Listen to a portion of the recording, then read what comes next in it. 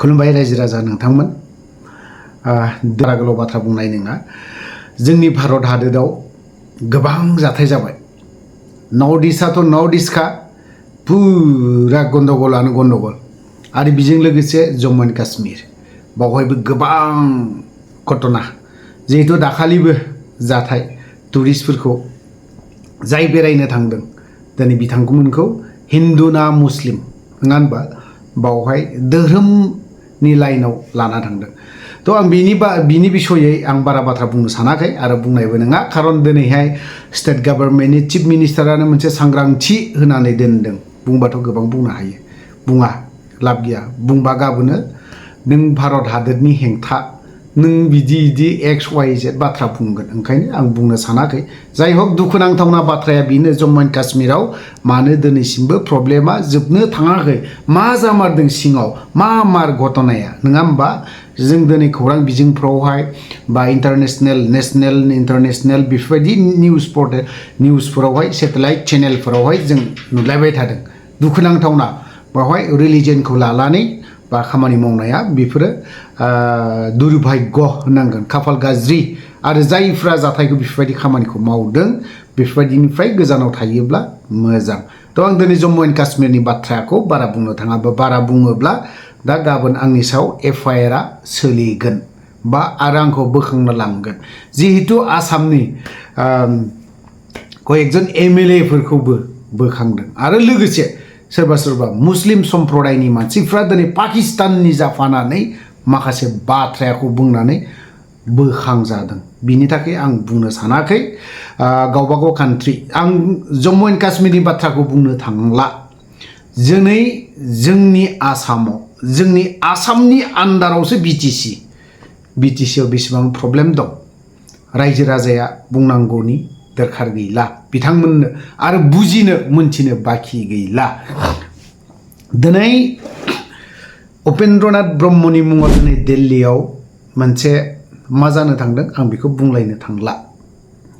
थ' दिनैहाय जोंनि BTCनि सासे उपेन्द्रनाथ ब्रह्म बेखौ जोङो मा होननानै बुङो एज ए हल बर' रायजो राजायानो गोरों गोरा रोङि रोङा नङा होमबा उन्दैनिफ्राय बोराय जाजासिम बुरैनिफ्राय आरो सिख्ला उन्दै गोरलैसिमहालागै नङा होमबा बयबो जों बेखौ मा होनना बुङो बिफा आरो बर'निनो बिफा उपेन्द्रनाथ ब्रह्म होननानै जोङो बेखौ बिनि जोनोम सान थैनाय सान गासैखौबो जों मानियो नाथाय नैबावहाय आं मोनसेखौ बाथ्राखौ बुंदों सासे हारसाया रन्जित बुङा दिनै मा बुंदों उपेन्द्रनाथ ब्रह्मआ टेररिस्ट उग्रपन्थी बा बायदि रोखोम XYZ फेसबुकनि गेजेरजों बियो फोसावदों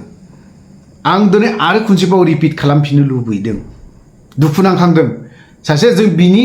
आदर्शजों बा बिनि खोथा बाथ्राजों नंगौना ना दिनै सोरबाया साननो हागौ दे उफ्रिया दिनैहायलाय मानो उपेन्द्रनाथ ब्रह्मखौलाय मैथारा महान खालामखोलै नङा होमबा बेफोरबायदि बे नङा बाथ्राया बेफोरबायदि साननो हागौ दै सिदा बाथ्रा थ' बाथ्राया जाहैबाय मा दिनै बेखौ बुंदों दिनै जोंनि बर'नि दैदेनगिरिफोर नंगौना नङा दिनै आं सिदायै बुंनो थांगोन फरायसा आफाद मानगोनां दिनै फरायसा आफादनि दैदेनगिरि बिथांमोना सासेल'खौ होनाखै आं दिनैहाय बिथांमोना होननानै बुंदों मानो दिनै ओरैनो जिरायना थाखो बहा मा खालामदों जों नुनो मोन्दोंमोन सानसे समाव सासे इउटिउबारखौ बै खनानिफ्रायनो स्टेटमेन्ट होदोंमोन नाथाय दिनै बे सासे हारसा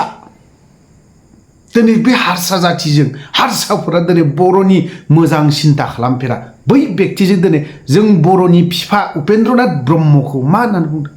एफाराब लेथ्रायैनो सोंखारि जानो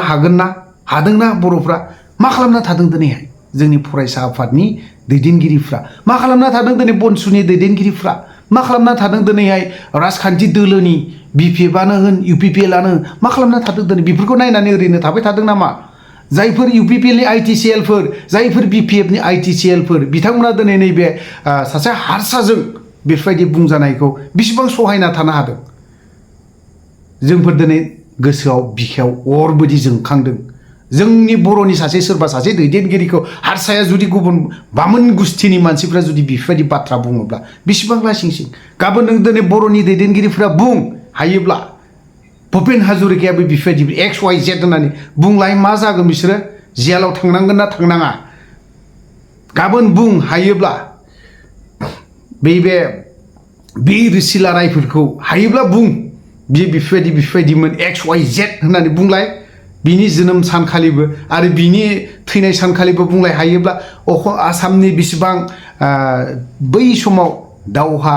नांनानै मुंख्लं जालांनाय बिसोरखौ बुं हायोब्ला मा जागोन बर'नि फरायसा आफाद होन माबा मोनसे दल संगठन होन सोरबा मा होनना बुङो इन्टेलेक्सुवेलानो होन दिनै बिनि सायाव मा लिरगोन FIR होगोन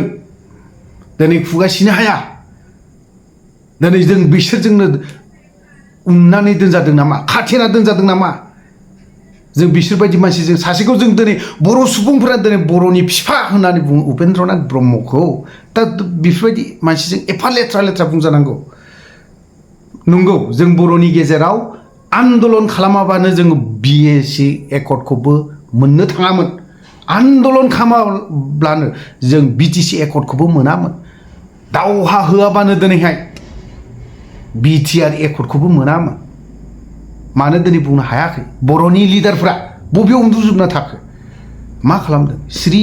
बिदि थाबाथ' जानाय नङा गावबा गावनि उदैखौ नायबा जानाय नङा दिनै जाथिखौनो बुंदों जों ओरैनो सायावल' फिफा होननानै बुङो दिनै फिफाया दिनै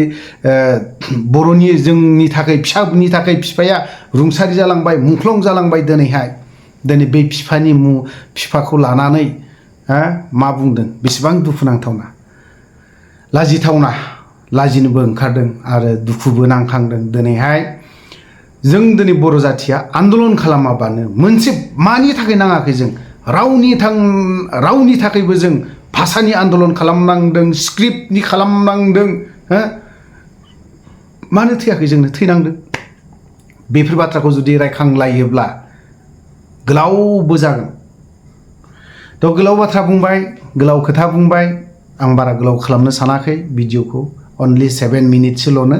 लानाय जाबाय थ' गोलाव बाथ्रा बुंबाय गोलाव खोथा बुंबाय बावहाय जुदि माखासे बाथ्रा बुंनाय गोरोन्थि जादोंब्ला गासैबो बर' रायजो राजानाव खमाबा निमाहा बिनानै आं दोनथ'नाय जाबाय